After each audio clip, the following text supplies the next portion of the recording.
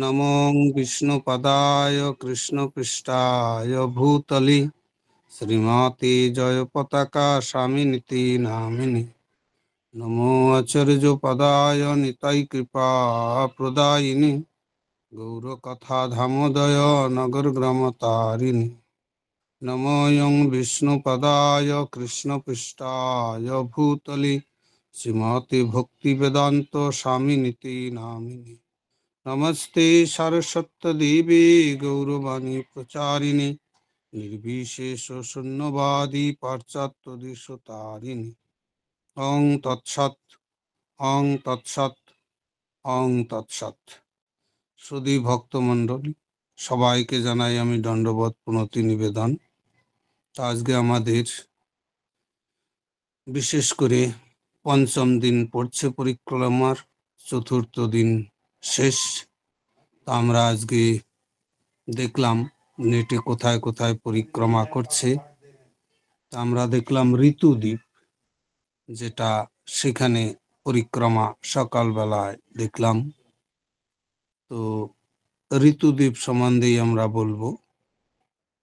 তো ঋতুদ্বীপ কেন বলা হয় এটাকে? এটাকে চাপাহাটিও বলা হয়, ঋতুদ্বীপও বলা হয়।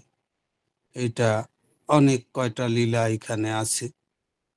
তো এক সময় এখানে চাপা ফুল খুব বাজারে উঠতো, সবাই চাপা ফুল কিনতো এখানে, তাই এখানে চাপাহাটি বলা হয়। চাপা ফুলের বিশেষ বাজার ছিল এখানে। তাছাড়া এখানে এক সময় আমরা দেখেছি মায়াপুরের একটু আগেই বল্লাল দিঘি, লক্ষণ সেন এখানে ছিলেন রাজা। তো লক্ষণ সেন একদা ভক্ত ছিলেন ইনি। একদা তার যে কবি, অর্থাৎ তার সভাসদের যে কবি, সে একবার একটা কবিতা এনে তার হাতে দিল এবং সে পড়ে খুব তার ভালো লেগেছে লক্ষণ সেনের। তো লক্ষণ সেন কবিতাটার লেখককে জিজ্ঞাসা করলেন। তো সে বললেন যে এর লেখক হলো কবি জয়দেব। জয়দেব কোথায়? তো বলে জয়দেবও আপনার এই নবদ্বীপেই বাস করে।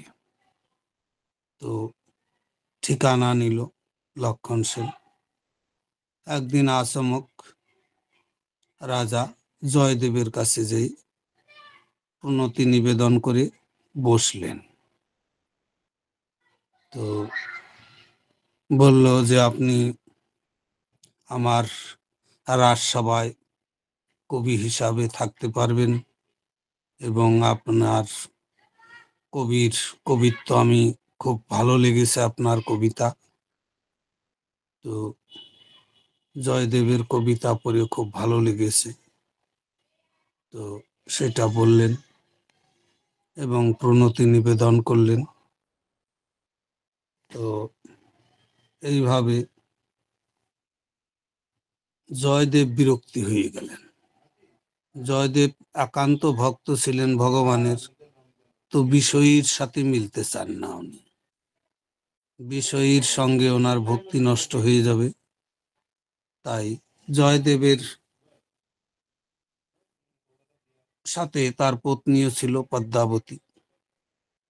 তো তখন জয়দেব বিরক্তি দেখে লক্ষণ সেন বুঝতে পারলেন, আর জয়দেব বলেই দিলেন, আমি আপনার রাজ্য ছেড়ে আমি অন্যত্র চলে যাব, আমি সম্ভবত পুরী ধামের দিকে চলে যাব।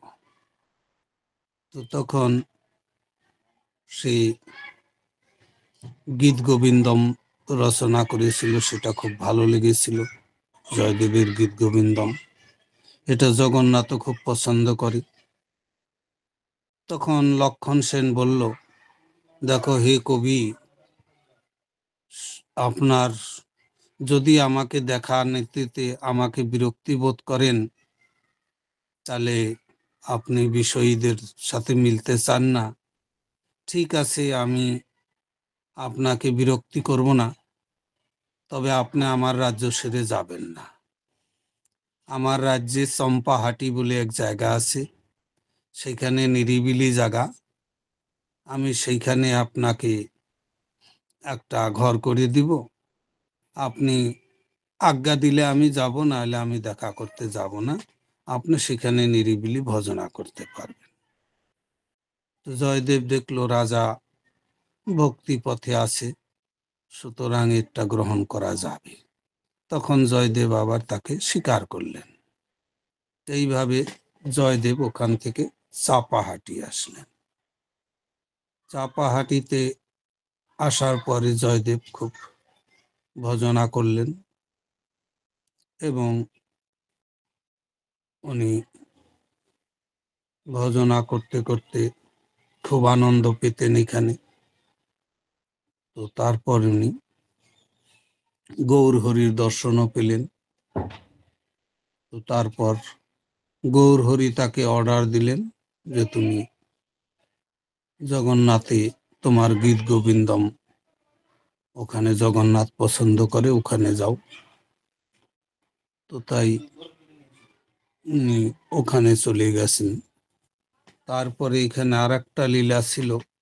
গৌরাঙ্গ মহাপ্রভু থাকতে গৌরাঙ্গ মহাপ্রভু গদাধর এনারা এই নবদ্বীপ ছেড়ে চলে যাবেন শুনে গদাধরের ভাই দ্বিজ বাণীনাথ খুব দুঃখিত হয়ে পড়েছেন।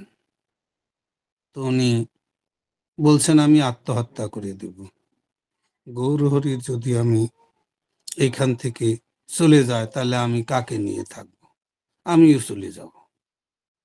তো তখন গৌর গদাধর এসে তাকে গৌর গদাধর বলে যে তুমি গৌর গদাধরের বিগ্রহ তৈরি করো এবং সেই বিগ্রহের পূজা অর্চনা করো, আর তুমি আনন্দ পাবে সেই রকমই, আমাকে যেমন আনন্দ পাচ্ছ সেরকমই আনন্দ পাবে।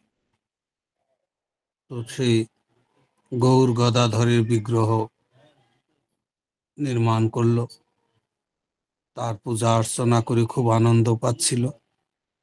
একদিন গৌর গদাধর সেখানে এসে হাজির। তো গৌর গদাধর বলল যে আমরা এখন চলে যাব এখান থেকে। তো তখন দ্বিজবাণীনাথ কান্নাকাটি করে বলে না, তোমরা যেতে পারবে না, তাহলে আমিও দেহ ত্যাগ করে দিব, আমি তোমাদের সাথেই যাব। না এক হয় আমি তোমাদের সাথে যাব, আর না হয় না যেতে দিলে আমি দেহ ত্যাগ করব, আমি তোমাদের বিরহ সহ্য করতে পারবো না। তো তখন বলছে ঠিক আছে, তাহলে গৌর গদাধর বলল ঠিক আছে, তাহলে আমরাই থাকি। যেই বলল আমরা থাকি, তখন বিগ্রহ চলে যাচ্ছে গৌর গদাধরের। গৌর গদাধরের বিগ্রহ চলে যাচ্ছে। দ্বিজবাণীনাথ দৌড়িয়ে যেয়ে বলছে না তোমরা যেতে পারবে না। একই রকম বিগ্রহ যেমন, গৌর গদাধর দেখতে ওঠে মনে। এখন চিনতে পারছে না কোনটা বিগ্রহ, কোনটা গৌর গদাধর, আর কোনটা গৌর গদাধরের বিগ্রহ। এখন দৌড়িয়ে যে বিগ্রহকে থামিয়েছে, না তোমরা যেতে পারবে না, আমি আত্মহত্যা করব, তোমরা এখানেই থাকতে হবে। তো বিগ্রহ বলছে ঠিক আছে, আমরা থাকলাম, তোমার কথা রাখলাম। আর যেই বিগ্রহ থেমে গেছে, এখন গৌর গদাধর চলে যাচ্ছে, আবার দৌড়িয়ে আসছে কান্না করতে করতে, না তোমরা আমাকে বঞ্চিত করবে না, তোমাদের আমি যেতে দিব না, তোমরা এখানেই থাক। আবার গৌর গদাধর বলছে ঠিক আছে থাকলাম। এখন বিগ্রহ চলে যাচ্ছে, বিগ্রহ গৌর গদাধরের বিগ্রহ চলে যাচ্ছে। এখন দ্বিজবাণীনাথ ঠিক করতে পারছে না কোনটা বিগ্রহ কোনটা গৌর গদাধর। এখন কান্নাকাটি করে কিছুই বুঝতে পারছে না। তখন বলে যখন বুঝতে কিং কর্তব্য বিমূঢ় হয়ে গেছে, কান্নাকাটি করতে করতে বিভোর হয়ে গেছে, অনেক লীলা হয়েছে, বারবার এটাই হচ্ছে, তখন দ্বিজবাণীনাথ বলে, আমি কি করব, আমি কিছুই বুঝতে পারছি না, আমি কি করব। তো তখন গৌর হরি বলেন, এই বিগ্রহ আর আমি এক। দেখো দ্বিজবাণীনাথ, আমি যদি থাকি, আমি তো চঞ্চল, আমি তো তোমার কাছে সব সময় বসে থাকবো না, আমি প্রচার করব, বিভিন্ন জায়গায় ঘুরে বেড়াবো, আমাকে কখনো তুমি পাবে, কখনো পাবে না। আর এই বিগ্রহ আমি স্বয়ং, আর বিগ্রহ যদি তুমি পূজা করো, সব সময় আমি সেখানে উপস্থিত থাকব। আমার বিগ্রহ পূজা করে তুমি প্রতিদিন যেরকম আনন্দ পাবে, আর আমাকে রাখলে আনন্দ পাবে না, কারণ আমি প্রতিদিন তোমার কাছে থাকতে পারবো না, আমার অনেক কাজ আছে, আমি সব জায়গায় ঘুরব। কাজেই তোমার বিগ্রহ পূজাটা সবচেয়ে লাভদায়ক হবে। তো তখন দ্বিজবাণীনাথ বিগ্রহ পূজা করে যে আনন্দ পেতেন, একদম গৌর গদাধরকে দেখে যেমন আনন্দ, তেমনি সেই বিগ্রহ পেয়ে আনন্দ মগ্ন। তো গৌর হরির কথা অনুযায়ী গৌর হরির সময় এটা তৈরি বিগ্রহ, এই চাপাহাটিতে গৌর গদাধরের বিগ্রহ, সেটা অনেক লীলা করতে সক্ষম, এখনো বর্তমানে সেটাই আছে। 5,000 বছর হয়ে গেছে, না 500 বছর হয়ে গেছে, গৌর হরি 538 না কত দেখলাম, যাই হোক, এখনো সেই বিগ্রহ গৌরাঙ্গ মহাপ্রভুর সামনের বিগ্রহ।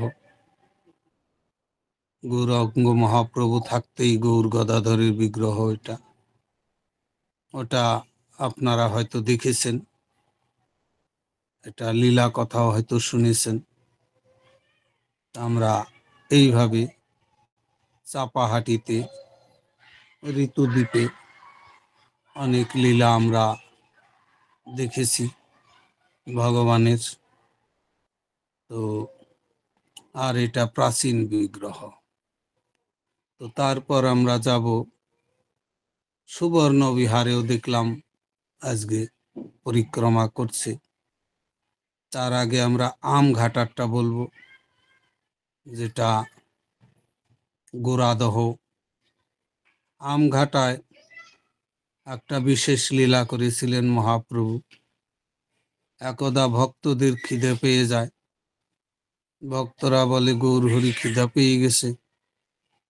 তো ভগবান সঙ্গে সঙ্গে একটা আমের আঠি নিয়ে মাটিতে পুঁতলেন, সঙ্গে সঙ্গে সেটা আম বৃক্ষ হয়ে গেল, আম গাছের চারা হলো, চারা হয়ে ফটাফট বেড়ে গেল, বড় হতে হতে একেবারে বৃক্ষ হয়ে গেল, সঙ্গে সঙ্গে মুকুল আসলো, মুকুল এসে গুটি এসে গেল, গুটি এসে একদম বড় বড় আম হয়ে গেল, আম হয়ে যেয়ে আবার আম সুপক্ক আমে পরিণত হয়ে গেল, অসংখ্য আম, বিশাল বড় বৃক্ষ।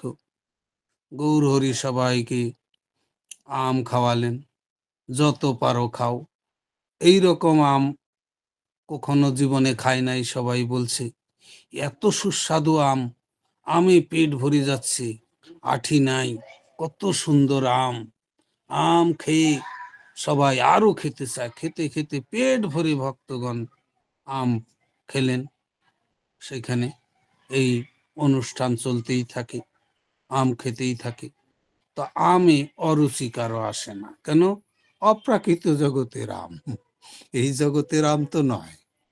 কাজে সেই আম গন্ধে সুগন্ধ, এবং যতই খাবে ততই আনন্দ লাগবে, এটা অতৃপ্তি আসবে না। এইখানে অতৃপ্তি আসে, এইখানে একটা রসগোল্লা খেয়ে 10টা দিলে রেগে ভূত হয়ে যাবে, না আর দিবেন না, আর দিবেন না, আগেই না করে। এখানে আমও তাই, এখানকার আম খেলে একজন বলবে আম আর খাবো না, আর দিবেন না, আর দিবেন না, আমার অসুবিধা হয়ে যাবে, আর দিবেন না।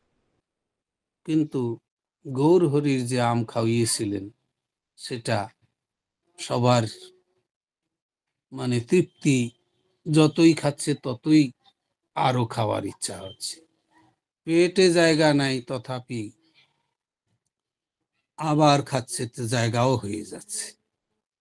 সেই আমের পিপাসা ভক্তদের আর মিটছে না, খেয়েই যাচ্ছে। তো এইভাবে চলছিল সেখানে লীলা অনর্গল। তো ওই জন্য এটা আম ঘাটা বলে। বেশ কয়েকদিন মহাপ্রভু আম খাইয়ে রাখেন ভক্তদের, সে আনন্দে বিভোর ভক্ত। তো এইভাবে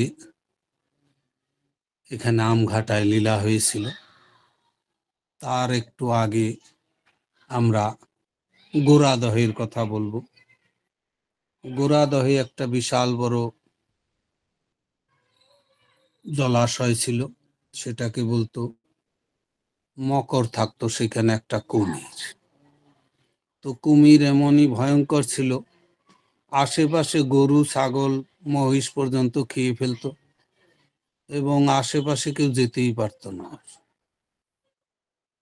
আর সেই ভয়ে গ্রামের লোক কেউ আশেপাশে যেত না।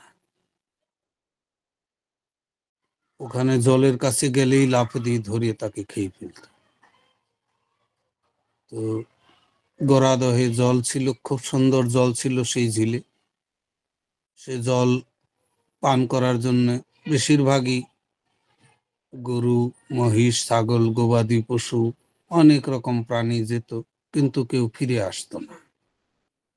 এইভাবে সেই বিশাল সরোবর, সে গৌর হরি কীর্তন করতে করতে সেই সরোবরের দিকে যাচ্ছে, বিশাল বড় সরোবর। তো ওইখানে ভীম নামে এক ছেলা ছিল। সে বলছে, আমি গোয়ালার ছেলে, আমিও গোয়ালা, তুমিও গোয়ালা ছেলে, মা বলছে। তো কাজেই এ মামা, মামা মামা তুমি ওইদিকে যেও না, ওইদিকে বিশাল বড় মক্র কুমির আছে, ও খেয়ে ফেলছে, অনেক লোক এখানে হতাহত হয়েছে, এই গ্রামের লোক সবাই ওখানে আশেপাশে যায় না, যেও না। তো কান্না করছে, মামা না যাইও না, যাইও না মামা, আমি তোমার ভাগনা বলছি। তো গৌর হরি তো তার কথা শুনে বলল যে ঠিক আছে। তো এইভাবে গৌর হরি একটু থামলো, তার কাছে শুনলো, তারপরে বলল ঠিক আছে, আমি একটু দেখি। এইভাবে যেই গৌর হরি গেছে, কুমির আসা মাত্র কুমির সে দেব দেহ পেয়ে অপূর্ব সুন্দর দেহ প্রাপ্ত হয়ে গেছে, এবং গৌরাঙ্গ মহাপ্রভুর শ্রীচরণে প্রণতি নিবেদন করে বলছে, হে প্রভু, আমি এইরকম অভিশপ্ত হয়েছিলাম, আপনার কৃপায় আমি আজ স্বরূপে অবস্থান করলাম। স্বরূপে ন ব্যবস্থিতি মুক্তিরই যথা অন্যথা রূপম স্বরূপে ন ব্যবস্থিতি। আমি আমার স্বরূপ ফিরে পেয়েছি। এবং গৌর হরিকে প্রদক্ষিণ করল।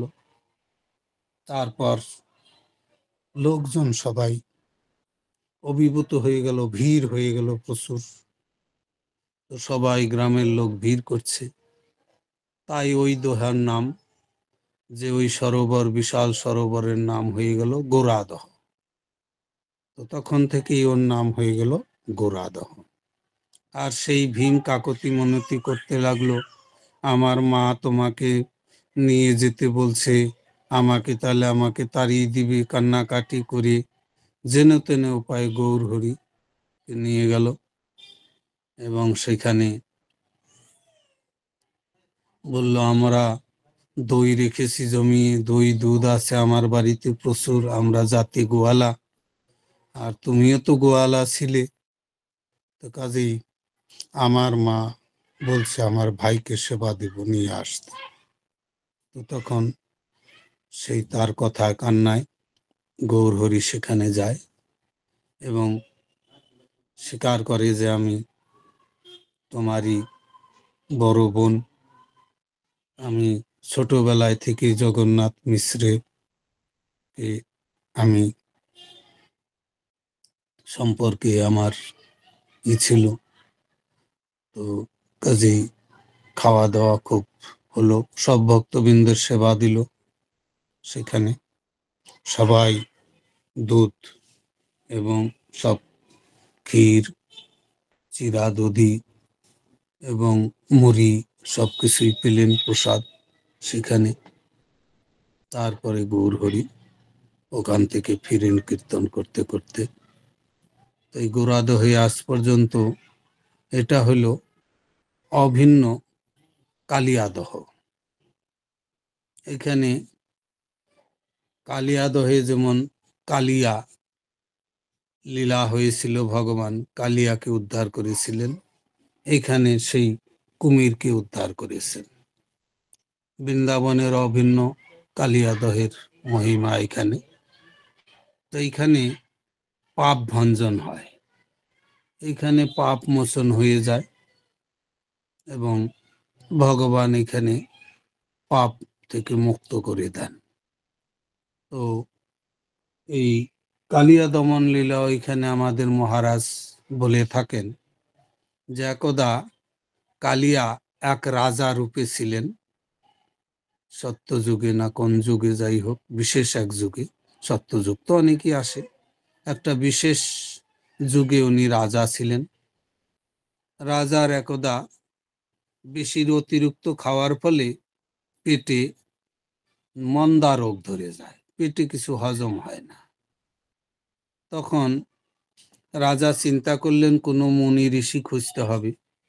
মুনি ঋষি, সাধু, ব্রাহ্মণ, বৈষ্ণব, তাদের দর্শন হইলে হয়তো আমার এই পীড়াটা চলে যাবে। তার চরণ ধুইলে এক গণকে বলেছে আর কি, গণকে গণনা করে বলেছে কোনো মহান বৈষ্ণবের যদি চরণ ধোয়া জল তুমি খেতে পারো তাহলে তোমার এই রোগ নিরাময় হয়ে যাবে। তো রাজা এইভাবে খুঁজতে খুঁজতে একদা এক বনের মধ্যে দেখলেন একটা বিশাল বড় বটবৃক্ষ। সেই বটবৃক্ষের এক গুফা আছে সুন্দর বটবৃক্ষের মধ্যে, সেইখানে এক মুনি তপস্যা করছে, অপূর্ব উজ্জ্বল জ্যোতি।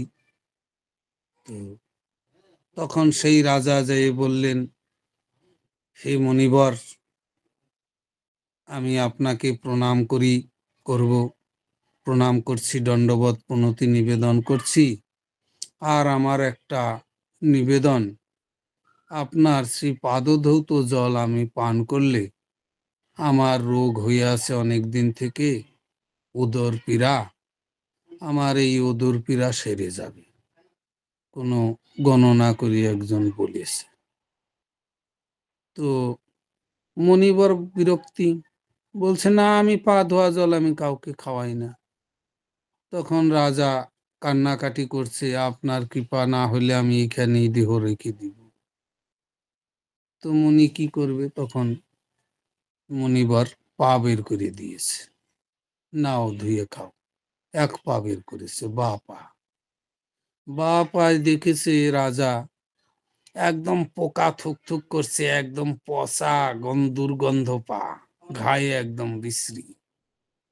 তো রাজা দেখে তো ভয় পেয়ে গেছে, এটা আমি খাবো কি করে, পোকা থুক করছে পায়ের মধ্যে। তো রাজা বলছে, মুনিবর কৃপা করে আপনি ডান পা দেন। ডান পা দিছে, ওইটা তার চেয়ে আরো 10 গুণ পোকা, আরো ঘা। তো মুনি তো পরীক্ষা নিচ্ছে, মুনির তো কোনো ঘাটা নাই।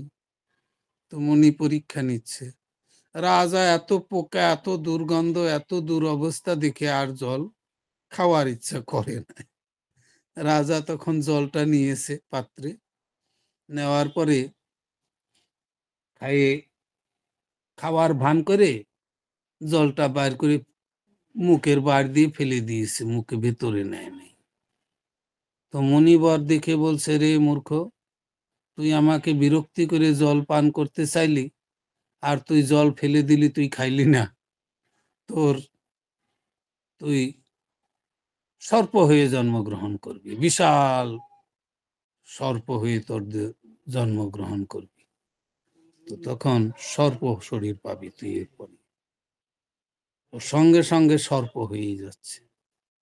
তো তখন রাজা পায়ে ধরে কাকুতি মিনতি করছে, হে মুনিবর, আমি অধম, আমি কিছু বুঝি না, আমি আপনার চরণে অপরাধ করেছি, তাইলে আপনি সর্পদেহ দিলেন, এর থেকে উদ্ধারের উপায় কি?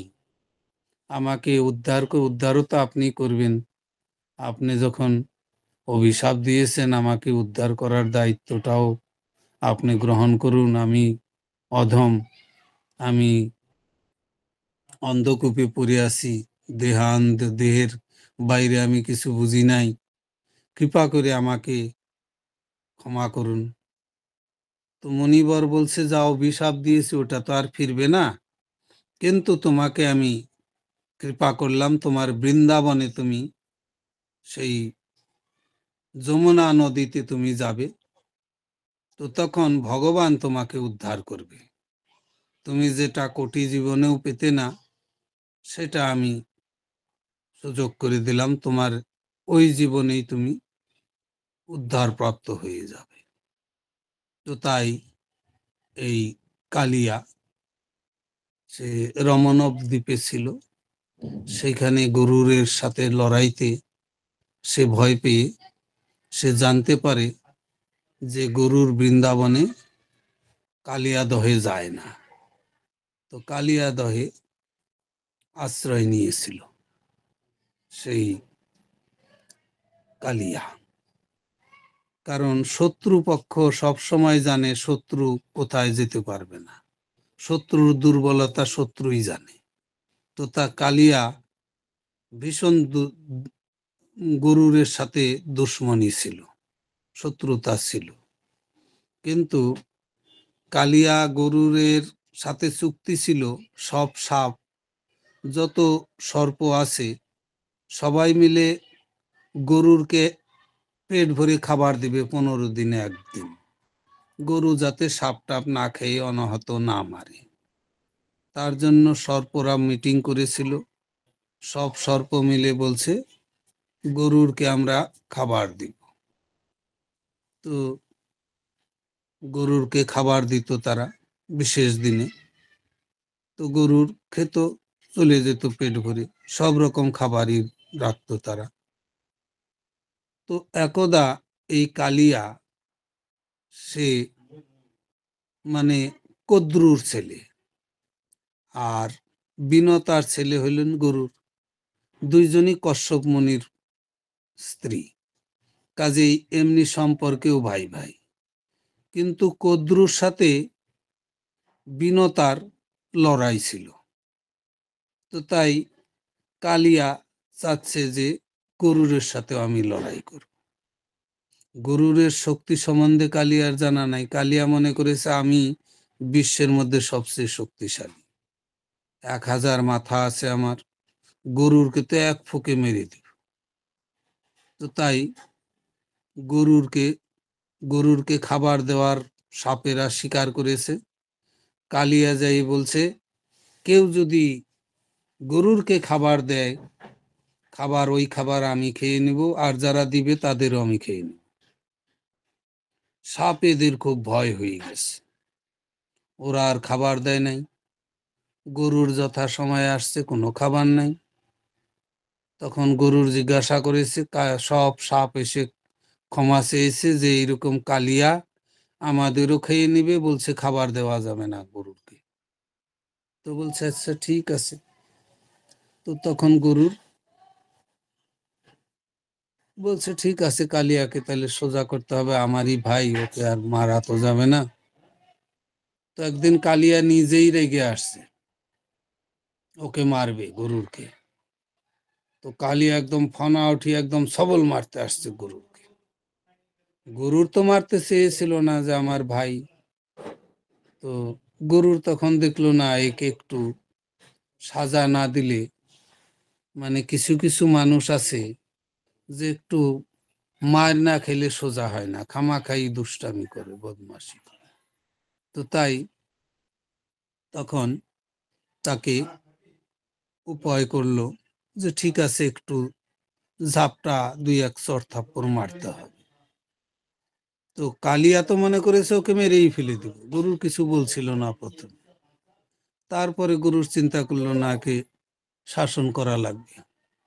তখন গরু পাখা দিয়ে এক ঝাপটা মারাতে কালিয়ার হোশ উড়ে গেছে, কালিয়া একদম মরার অবস্থা হয়ে গেছে, জ্ঞান ট্যান হারিয়ে ফেলেছে।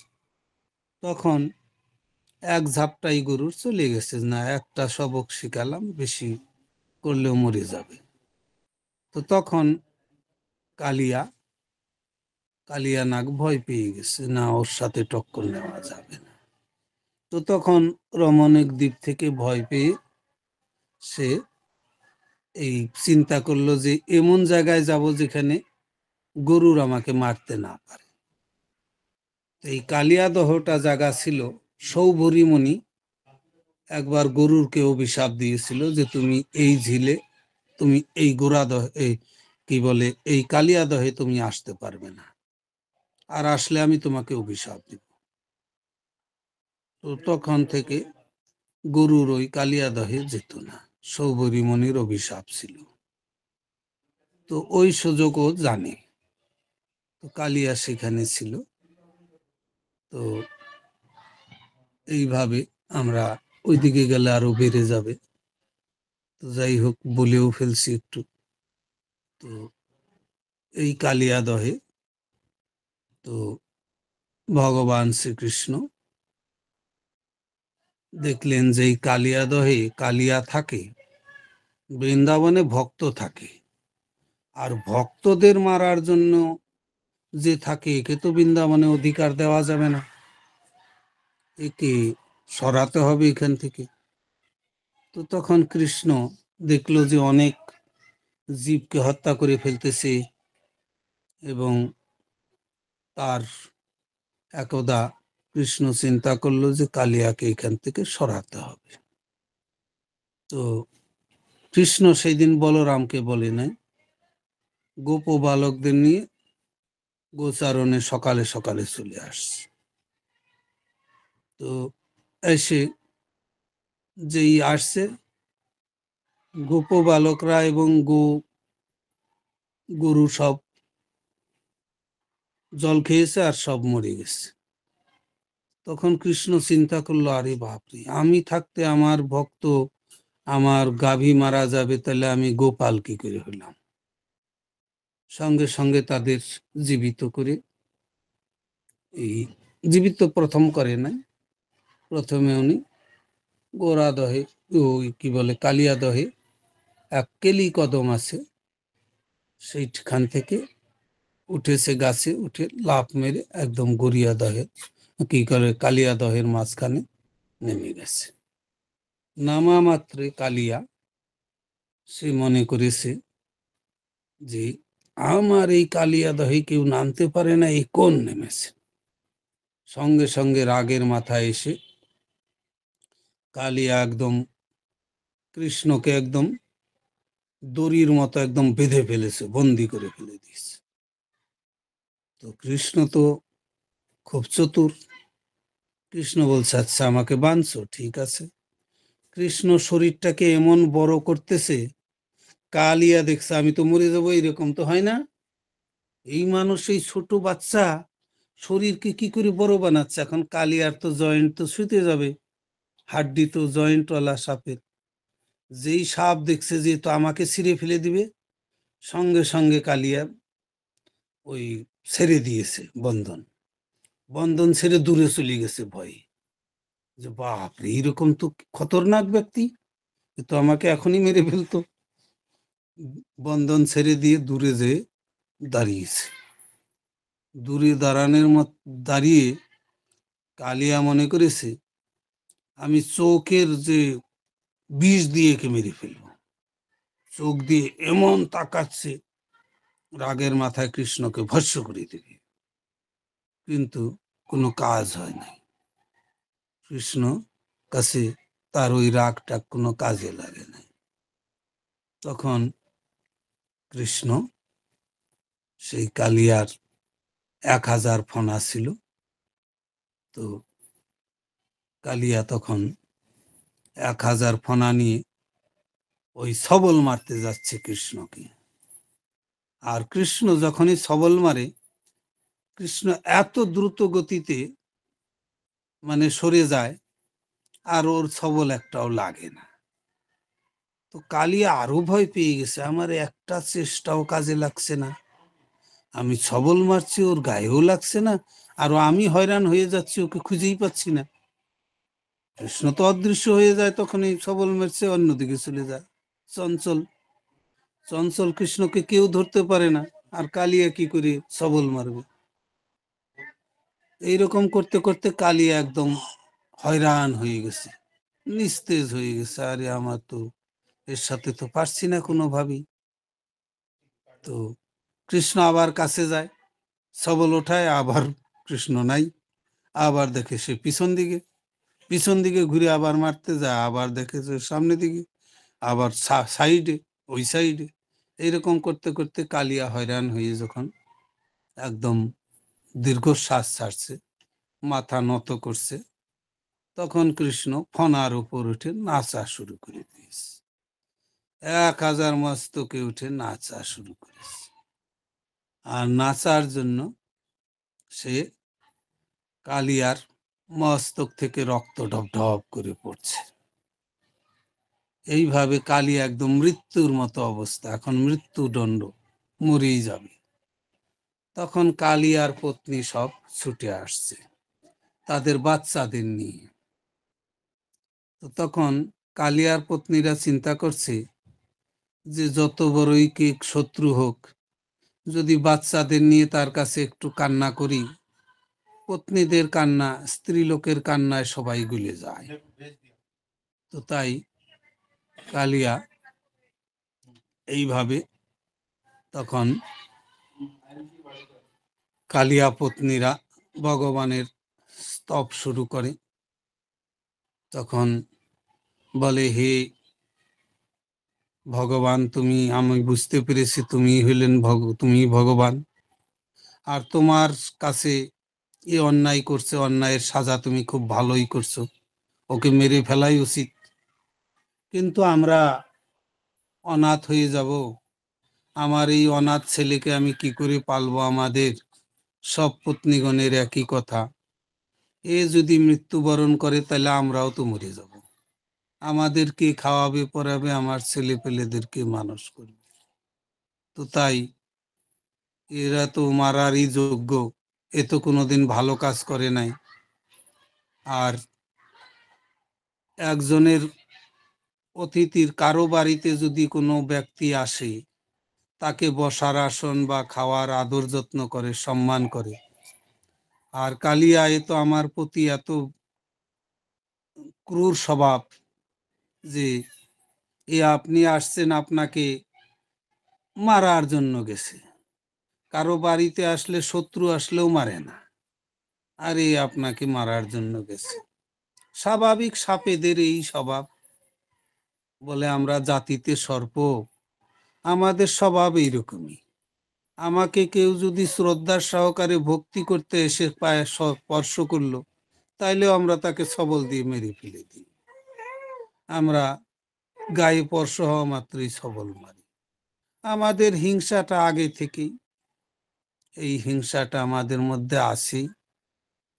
আর এই হিংসা সর্প জাতির সবারই এই হিংসা আছে। আমরা কারো ভালোবাসা বুঝি না, হাত দিলেই আমরা সবল মেরে তাকে শেষ করে দিই। এইটা আমাদের স্বভাব। কিন্তু স্বভাবটাও তো আপনার কাছ থেকেই পেয়েছি আমরা।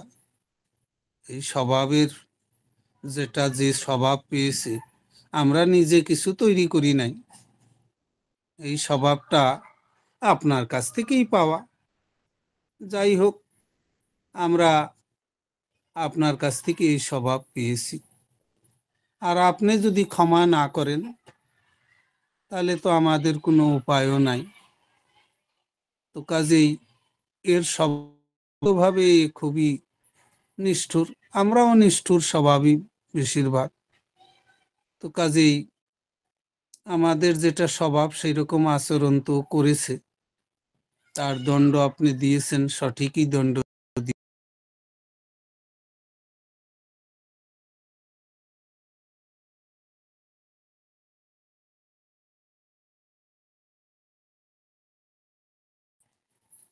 এই মৃত্যুবরণ করতে হবে। তো এইভাবে কালিয়া পত্নীরা, নানা রকম শ্লোক আছে, অনেক কিছু আছে এর মধ্যে। তো তো এইভাবে ভগবানকে সন্তুষ্ট করে, স্তবস্তুতি করে। ভগবানের কাছে অনেক শ্লোক আছে, খুব সুন্দর সুন্দর এখানে বিজ্ঞান আছে কালিয়া পত্নীদের। তারপরে পত্নীদের আবেদনে তখন ভগবান কালিয়াকে ক্ষমা করে দেয়, এবং কালিয়া আনন্দের চোটে, কালিয়ারও অনেক স্তবস্তুতি আছে এখানে। আমরা যখন ভাগবতমে আসব তখন কমসে কম 15-20 দিন লাগবে এই কালিয়া দমন। তো এখানে প্রচন্ড খুব অমৃত আছে এখানে। তো কালিয়াকে আমরা অত দূর যেতে পারবো না। কালিয়াকে এইভাবে ভগবান ক্ষমা করলেন। কালিয়া খুশি হয়ে, কালিয়া বললেন, আমার বাড়িতে আসছেন, আমি একটু ভেট দিব, আমি একটু যৌতুক দিতে চাই আপনাকে, কৃপা করে আমার দান গ্রহণ করুন দরিদ্রের।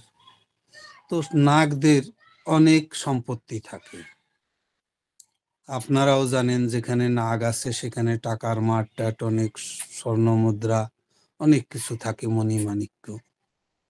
তো মণিমাণিক্য কালিয়ার খুব ছিল, সবকিছু ভগবান কৃষ্ণকে দান করলেন। তো গয়না অলঙ্কারে পরিপূর্ণ করে কৃষ্ণকে সাজালেন। তারপরে কৃষ্ণকে প্রণতি নিবেদন করলেন কালিয়া, কালিয়া পত্নী। তারপরে কৃষ্ণ বললেন, তুমি আমার তুমি এখন এই বৃন্দাবনে কোনো শত্রু ভক্তের ক্ষতিকারক কোনো ব্যক্তিদের আমি স্থান দেই না, তাই তুমি এই বৃন্দাবন ছেড়ে তুমি রমণক দ্বীপে যাও।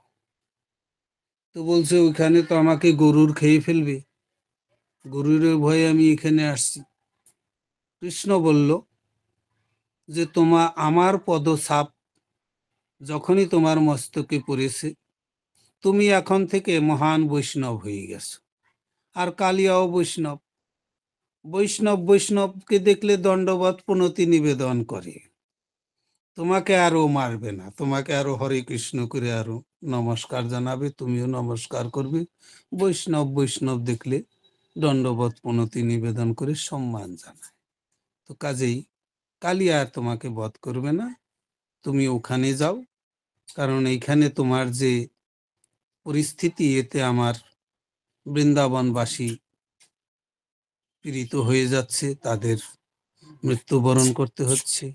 আর আমি বৃন্দাবনের লীলা করতেছি, আমার লীলাস্থলে আমার ভক্ত মৃত্যুবরণ করলে আমার সেখানে থাকা না থাকার কি মূল্য হলো? কাজেই তুমি সেখানে যাও। কালিয়া খুব খুশিতে সেখানে চলে গেল। এইভাবে কালিয়া দমন লীলা আমরা পরবর্তীতে বলবো বিস্তারিত। তো আমরা এখানেই বিশ্রাম দিচ্ছি, সময়ও হয়ে গেছে। তো অসংখ্য ধন্যবাদ সবাইকে শ্রবণ করার জন্য। তা আমি সুব্রত প্রভুকে